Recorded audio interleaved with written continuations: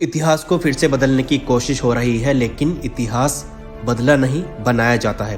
कांग्रेस की नेता सुप्रिया नेत ने क्या कुछ कहा है, आप भी सुनिए। इतिहास को फिर एक बार तोड़ मरोड़ कर बदलने की कोशिश करी जा रही है, लेकिन इतिहास बदला नहीं जाता है, बनाया जाता है।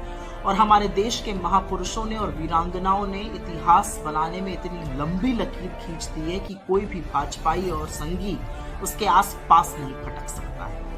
लेकिन कुछ भी कहने से पहले आज एक बात पूछनी और जवाब मिलना जरूरी है। देश के गृह मंत्री अमित शाह ने एक बहुत बड़ी बहस छेड़ दी है। उनका कहना है कि इस देश को आजादी अहिंसा के रास्ते से मात्र नहीं मिली। तो मोदी जी, सवाल आपसे है कि क्या आप महात्मा गांधी को, क्योंकि अहिंसा के पुजारी तो महात्मा गांधी थे, क्या आप महात्मा गांधी को आजादी के तमाम महानायकों में से एक मानते हैं, या आप उनको फादर ऑफ द नेशन, राष्ट्रपिता मानते हैं, जो उनको बोस ने कहकर बुलाया और आजादी का प्रेरणा स्रोत मानते हैं? क्योंकि अहिंसा, शांति और सत्य का पाठ तो महात्मा ने न सिर्फ हमें पढ़ाया, पर उनसे प्रेरित होकर अमेरिका में मार्टिन लूथर किंग जूनियर और अफ्रीका में नेल्सन मंडेला जैसे लोगों ने अन्याय के खिलाफ शिद्दत से लड़ाई लड़ी और जीती।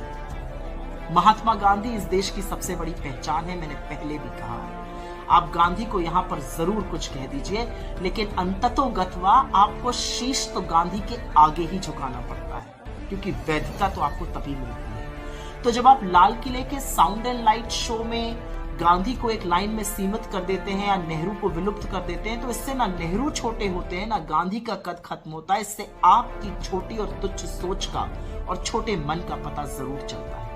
गांधी वो है जिनके लिए आइंस्टाइन ने कहा था कि हाड़ और मांस का ऐसा एक पुतला कभी इस धरती पर विचरता था, आने वाली पीढ़ियां ये विश्वास नहीं कर पाएंगी। लेकिन अमित शाह जी, जब आप गांधी, महात्मा गांधी की उपलब्धि को, उनकी अहिंसा को कम आंकते हैं, तो आप कहना क्या चाहते हैं? ये बात आपके आका मोदी जी को बतानी पड़ेगी। और एक बात और पूछना चाहती हूं, कब तक महापुरुषों को लड़ाकर अपनी दुकान चलाते रहिएगा? इतिहास में महापुरुष लड़ नहीं रहे थे, इतिहास में महापुरुष एक साथ खड़े थे।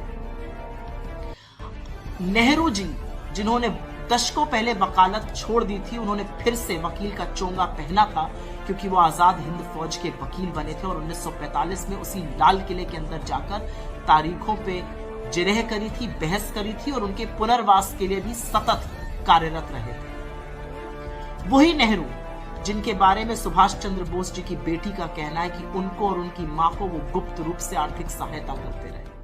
वही नेहरू जिनकी पत्नी के स्वर्गवास पे और उनकी बीमारी में सबसे पहले पहुंचने वालों में से सुभाष चंद्र बोस थे। और वही सुभाष चंद्र बोस जिन्होंने आजाद हिंद फौज की 2 रेजिमेंट्स का नाम गांधी और नेहरू पे रखा था। और वही सुभाष चंद्र बोस, जब वो आजाद हिंद फौज में लोगों की भर्ती कर रहे थे, तो आपके माफी वीर ब्रिटिश आर्मी में लोगों की भर्ती करा रहे थे उनके खिलाफ। तो कब तक महानायकों को लड़ाइएगा?